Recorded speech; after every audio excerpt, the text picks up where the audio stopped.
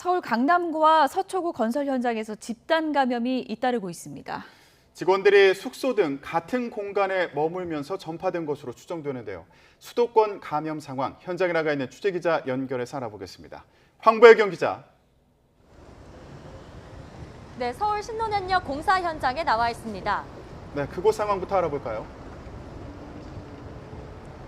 네, 이곳은 지하에서 굴착 공사를 진행하던 현장입니다. 집단 감염이 발생하면서 지금은 보시는 것처럼 공사가 잠시 중단된 상태입니다. 지난 16일 이곳에서 근무하던 현장 노동자가 처음 확진된 뒤 다른 동료들에게 전파됐습니다. 지자체 집계 결과 직원 18명이 확진됐고 160여 명이 자가격리에 들어갔습니다. 노동자들은 숙소에서 생활하고 휴게실을 같이 쓰는 등 한 공간에 머물렀던 것으로 확인됐습니다. 또 식당에서 밥을 먹으면서 마스크를 벗었던 것이 주된 감염 요인으로 추정됩니다. 지난 15일 강남구 수서역 GTX 터널 공사 현장에서도 집단 감염이 발생해 지금까지 21명이 확진됐는데요. 역학조사 결과 마스크를 잘 착용하고 인원을 분산해서 식당을 이용하는 등 방역수칙을 잘 지킨 거로 나타났습니다. 다만 이곳에서도 노동자들이 오랜 시간 함께 일하고 숙소에서 생활하면서 전파된 거로 보입니다. 서울시는 시내 건설 노동자 9만 5천여 명에게 선제 검사를 받을 것을 권고했습니다. 또 지난 11일부터 건설 현장 5곳에 찾아가는 선별 검사소를 설치했습니다.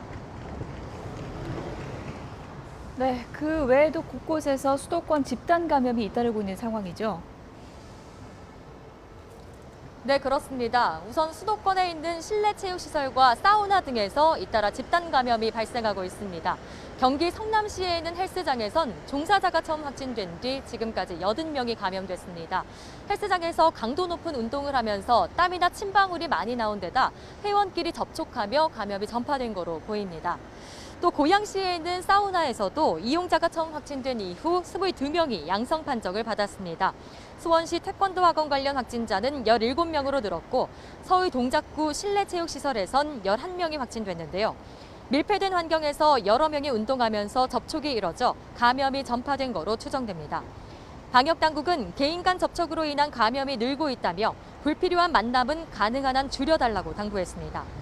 지금까지 서울 신논현역 공사 현장에서 YTN 황보혜경입니다.